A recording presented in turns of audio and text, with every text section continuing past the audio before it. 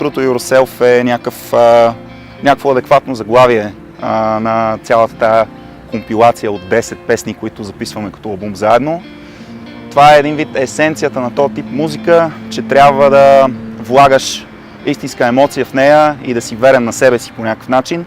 Трябва да си честен пред себе си и пред хората, с които общуваш. И ако не влагаш автентична емоция в музиката, която правиш, тя не звучи окей отстрани.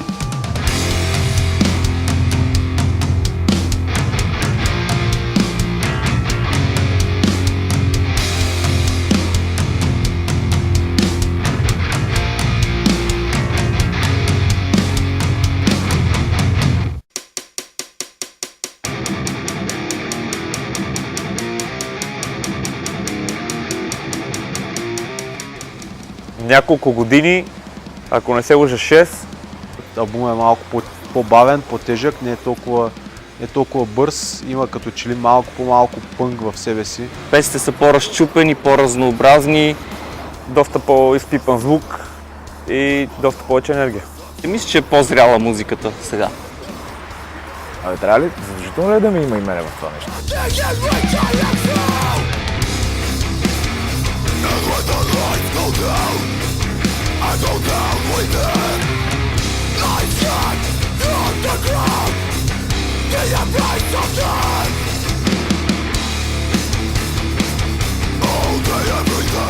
Определено със смяната на членовете се промени звука. Както в всяка група, промените състава и влияят на цялостното творчество. Има, може би, не бих казал втвърдяване, просто е различно по такъв начин, че двата вокала създават друга динамика, което е съвсем нормално, естествено. Всеки студиен запис е с различен вокал и имам чувство, че това на всеки запис е различна група. Като се променя към по-добро. И ела по-близко, че не виждам какво съм си написал.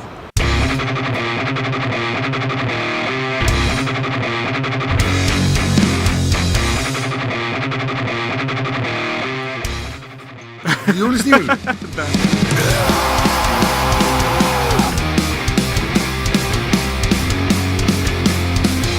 Албума го записахме с много мъка и пот, много кръв и сълзи.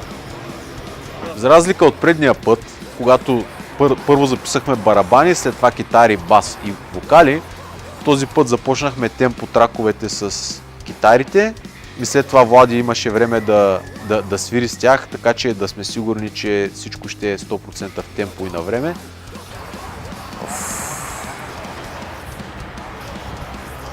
Най-трудно ми беше да понеса присъствието на басиста. Не мисля, че е имало някакъв труден момент в процеса на работа. Между другото, нещата минаха доста гладко, записите приключиха доста бързо, без проблеми. Най-трудното, както винаги, беше да се организираме и да стиковаме нещата помежду си, за да може да се обединим около една идея за звук, за концепция за албума. Това според мен е най-трудното, когато 5 човека с различни музикални вкусове до някъде, които се препокриват в дадени области, имат собствена представа за нещата, несъмнено възникват и различия, но в крайна сметка мисля, че се получи. Не знам, всичко си протече нормално. Барабани, басове, китари, вокали и така. Най-трудното бяха темпо траковете, които направихме в самото начало, тъй като трябваше да преценим какво точно темпо да използваме за всяка от песните, за определени рифове. Това отне най-много време, може би най-много нерви. На няколко пъти презаписвахме някакви неща, които решавахме в последния момент да променим. Но иначе се справихме доста добре.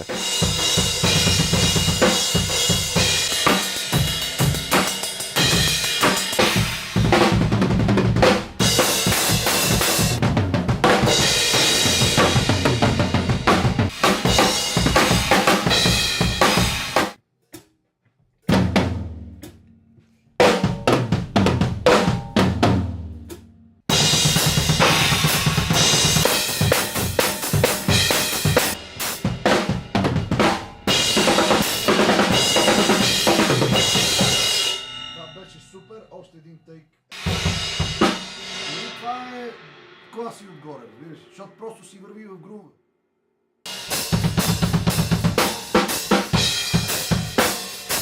Тук това го забелязах, всеки път го правиш.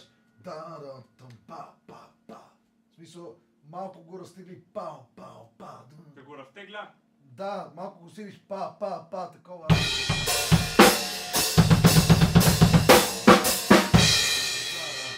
Мисля, така е правилно, Да. така не е правилно. Така е правилно. В смисъл, Добре. по-груби, такова. Добре. Пао-пао.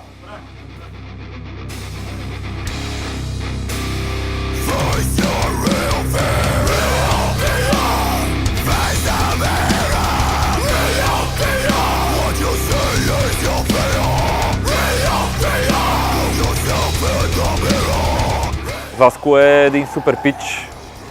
Мисля, че ако не беше той, нямаше да протекат така нещата. Много хладнокръвен, много спокоен, с много, как да кажа, много позитивно мислене и действие към нещата и подход, разбира се, към всички нас. Аз мисля, че работиме с най-правилния човек. Огромен професионалист, много свестен човек. Като вокал много така полезни съвети ми даде, докато записвах. Тъй като за първи път записвам вокали с него, мисля, че дава доста адекватен фидбек отстрани и чува нещата по различен начин. Даде предложения на места да се направят малко по-различно, което е хубаво за мен лично, защото това те развива по някакъв начин. Само добри думи мога да кажа за работата с него. Аз му казах да ми даде повече бас, обаче той ме отряза много жестоко. Обръщам се към всички продуценти. Повече бас. Васко Райков е бог. Поздрав за Открио. Васко Райков е от Открио, ако не знаете.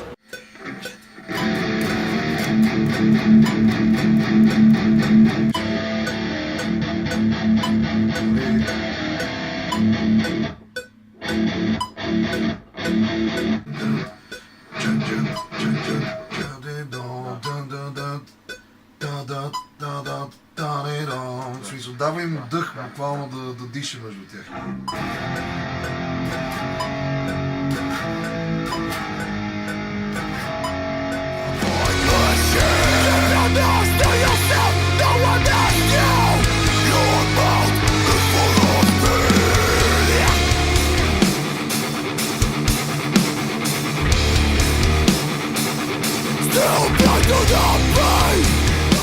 Не питаш правилния човек, аз съм барабанист. Не знам какво пеят въобще. Текстовете обхващат един така доста по-широк диапазон от различни неща. Няма някаква 100% строга концепция, която върви от първата до последната песен. Но общо взето има някаква насоченост, естествено. Повечето са писани така от първо лице, единствено число, като някакъв вид обращение. Може би така се пише по-лесно в този стил, не знам, аз поне така го усещам. Част от текстовете са останали от преди аз и Андрей да дойдем в групата. От другите текстове, които са нови, половината са негови, половината са мои общо взето. Повечето са, пак ще кажа, звучи много клиширано, но са действително е така, просто са някакъв израз на някаква лична емоция по някакъв начин. Специално тези, които звучат като обращение към някакъв конкретен човек, всъщност не са писани конкретно за един човек, а по-скоро са обращение към някакъв събирателен образ. И има и някои текстове, които са малко по-политическа насоченост, предвид събитията в световен мащаб от последните няколко години, зачестяването на терористични атентати, ситуацията в Сирия, цялата глобална дестабилизация и така нататък. И така нататък.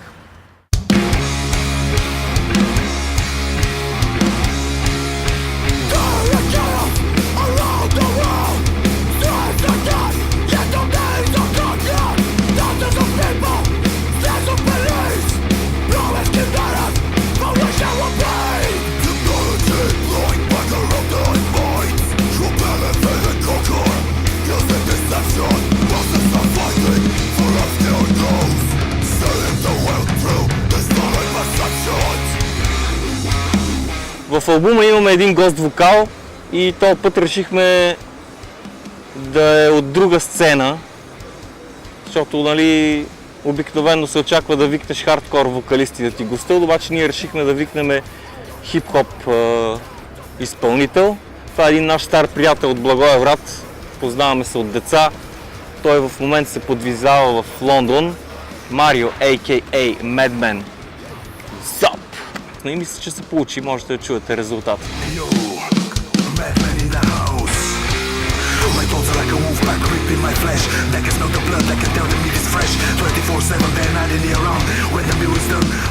Когато тази концепция за рапирането в края на No Escape изникна и се запитахме кой може да направи този речитатив, веднага се сетихме за Марио, тъй като той се кефи на Кътов и макар че е в Англия, в UK, със съвременните технологии беше възможно да се включи в албума, за което сме много благодарни. Let's go, motherfuckers! This is Sophia Beatdown! Straight in your fucking face! Fuck you, fuck your family, and fuck everybody that you care for, motherfuckers! Трябваше ми кажеш да натисна запис и да го сложа като за начало.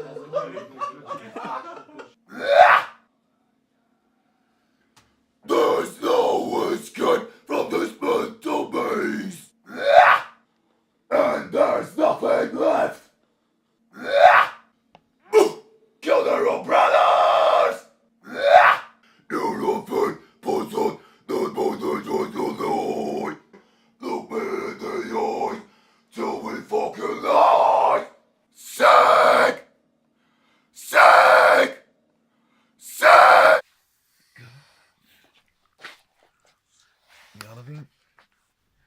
Time you can play about nothing! Like a whiny little bitch! Society! Yesterday! You do it worse! Stay true to yourself! You're like the rats of the west side! Nakana, you push me! Nakana, you fall!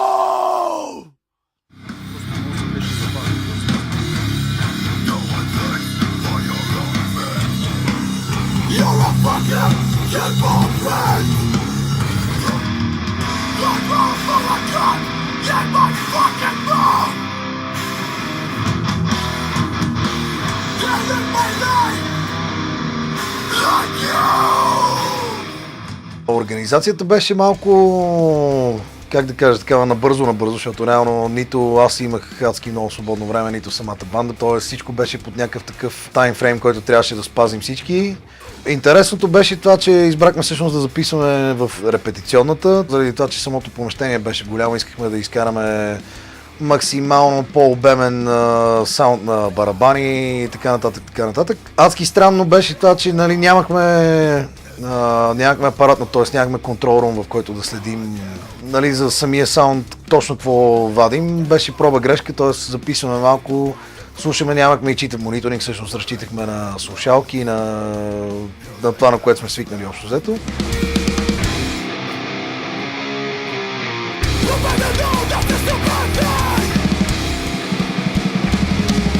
Аз съм адски доволен, между другото, от записа на барабани. Най-готиното е това, че успяхме да запазим максимално реалния саунд. На всичкото отгоре дори не сме и едитвали барабани супер много, защото реално в момента, в който почнах да едитвам албума и да нареждам барабаните повече по грида, т.е. да почвам да оправям такива неща, които в днешно време хората смятат за грешки, които са всъщност нали, абсолютно нормалния, как да кажа, нормален човешки барабанист би направил така или иначе и в лайв изпълнение, и в звукозапис. Всъщност видях, че не се получава, защото целият характер от албума, цялото изсвирване въобще започва да изчезва, а на всичкото отгоре в последствие разбрах, че останалите от бандата, т.е. и баси, и китари и така нататък, всъщност всички бяха свикнали с този тип флоу на Владо с барабаните. Реално в момента, в който започнах да фиксвам барабаните и да ги нареждам изцяло по грида, се оказа, че всичко отива по дяволите, защото това означава, че трябваше да презаписваме на ново китари, басове и така нататък, което беше абсолютно безсмислено.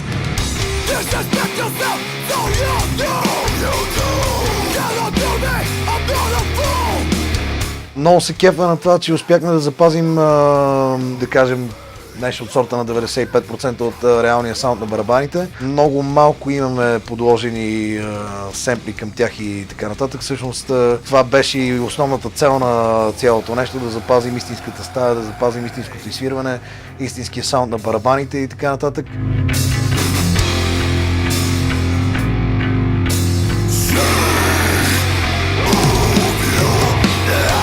Да, интересното е, че спрайкна ужасно бързо. Ако не се лъжа, за един ден направихме сетъп на барабаните и на следващия ден всъщност записахме целия албум, 10 парчета барабани с по няколко тейка, а пък на последващия ден успяхме да запишем басовете за албума, заедно с вокалите на Иван. Последствие наехме студио, в което вече се събрахме за генг вокалите на Андрей, реамп на китари. Всъщност, ако не се лъжи, успяхме да се справим за по-малко от седмица с цялото нещо, което го прави един адски бързо и естествено записан албум, което беше доста приятно, защото нямаше онова, как да кажа, всичко беше такова общо взето от първи, втори, трети тейк, без да се връщаме след седмица на това нещо, да го оправяме, без така нататък. Всъщност точно това мисля, че ни изкара до голяма степен естественото звучение на бандата. И с слушалките ти ще даваш команди. Да, и примерно, защото ще сте с гръб към мене. В смисъл, тук искам, за да мога да викате срещу тази светлата част. What we get! Real Fear! Real Fear! No one! No one!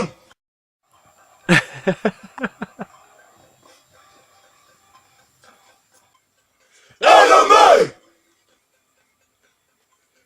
Enemy! Баба, че цепи на секундата! Ейо, майк!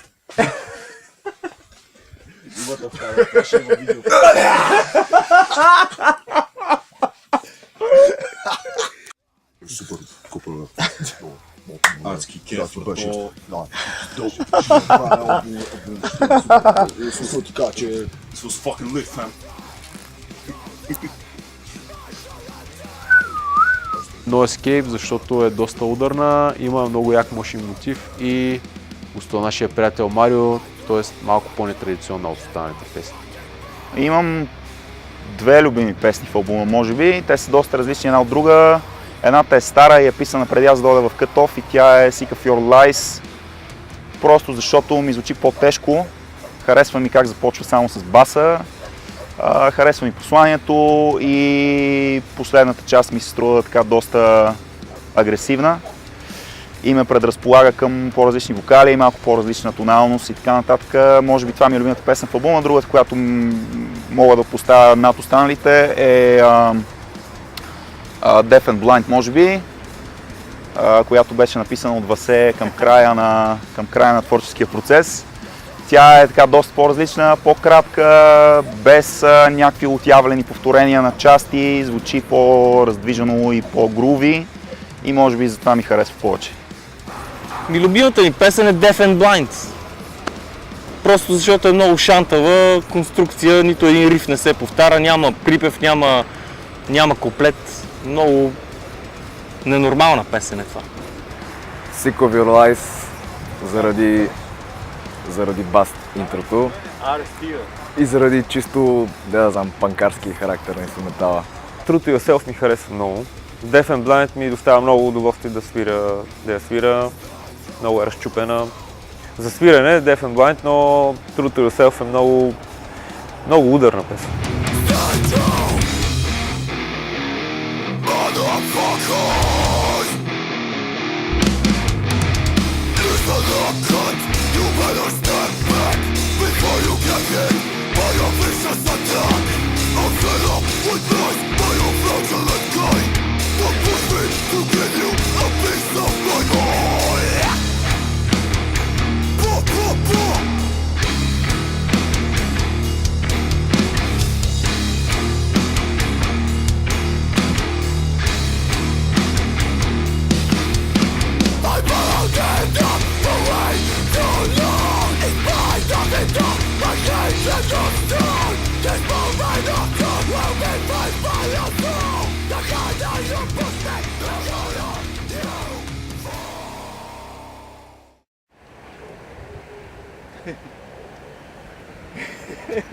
Наживо ли сме?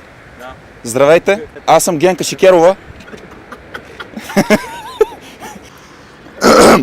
Здравейте, аз съм Генка Шикерова. Не мога да го кажа сериозно. Колеги, наживо ли съм? Здравейте, за новините на Нова телевизия Генка Шикерова. Ние сме на моста Чавдар. Юксел, не ме прекъсвай. Чувам те в слушалката, Юксел. Една секунда.